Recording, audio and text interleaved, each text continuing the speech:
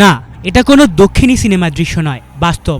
দক্ষিণ ভারতের মাটিতে আজ ইতিহাস রচনা করছেন থালাপতি বিজয়। সিনেমার পর্দায় যেমন কোটি মানুষের প্রিয় নায়ক, তেমনি বাস্তবে হয়ে উঠেছেন জনগণের আশার প্রদীপ। অভিনয়ের গ্ল্যামার ছেড়ে তিনি নেমেছেন রাজনীতির মাঠে। কোনো প্রতিষ্ঠিত দলের ছায়াতলে নয়, বরং নতুন এক দল গঠন করে নরেন্দ্র মোদীর বিরুদ্ধে, স্বৈরশাসনের বিরুদ্ধে একরকম রাজনৈতিক যুদ্ধের ঘোষণা দিয়েছেন তিনি। এখন প্রশ্ন জাগতেই পারে, বাংলাদেশের দুই স্টার ক্রিকেটার সাকিব আল হাসান এবং মাশরাফি বিন মুর্তজা কি পারতেন না নিজেদেরও এমন জায়গায় স্থাপন করতে? পাহাড় সম জনপ্রিয়তা নিয়ে তারাও কি পারতেন না এদেশের হাল ধরতে, দেশের রাজনীতিতে আলোবর্তিতা হয়ে উঠতে? অথচ তারা তা করেননি। করেছেন স্বৈরাচারের পদলেহন, হয়েছেন স্বৈরশাসনের অংশ।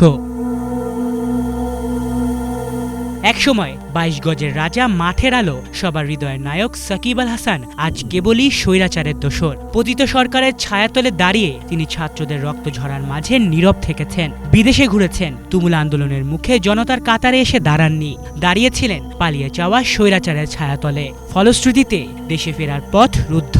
জনতার সামনে তিনি আজ অনুপস্থিত। একসময়ের আলোকিত নক্ষত্র এখন ক্ষমতার ছায়ায় বিকৃত, মেরুদণ্ডহীন ইতিহাসের খলনায়ক।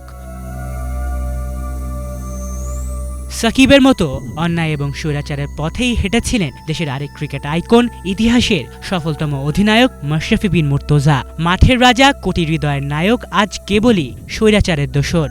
ছাত্রদের রক্ত ঝরায় রাস্তায় দাঁড়ানোর সাহস না দেখিয়ে জনমনের প্রত্যাশার বিপরীতে নীরব থেকেছেন তিনি। ক্ষমতার কাছে নত স্বীকার করে ইতিহাসের চোখে আলোকিত নক্ষত্রটি আজ গণমানুষের আস্থা ভঙ্গকারী। মাঠের কৃতিত্ব তাকে উদ্ধার করতে পারেনি, কারণ তিনি মানুষের মুক্তির ডাক শোনেননি। মাশরাফি কেবল ক্ষমতার খেলা খেলেছেন, যা কখনো ভুলে যাওয়ার নয়। বিজয় থালাপাতিরা জানেন জনতার শক্তি সবচেয়ে বড় শক্তি। তারা বোঝেন ইতিহাস লেখা হয় শাসকের চাটুকারিতায় নয়, বরং জনগণের পক্ষে দাঁড়ানোর সাহসে। অন্যদিকে মাশরাফি, সাকিব ভেবেছেন ক্ষমতার প্রাসাদই নিরাপদ আশ্রয়, অথচ তারা ভুলে গেছেন প্রাসাদ ভেঙে যায়, কিন্তু ইতিহাস অমর হয়ে থাকে। আজ দুই ভূখণ্ডে একদিকে বিজয়ের বিজয়, যিনি জনগণের নেতা হয়ে উঠছেন, অন্যদিকে মাশরাফি, সাকিবের পরাজয়, যাদের নাম আজ লিপিবদ্ধ লোভী স্বৈরাচারের দোসরের তালিকায়। আলিফ চৌধুরী, বাংলা ভিশন।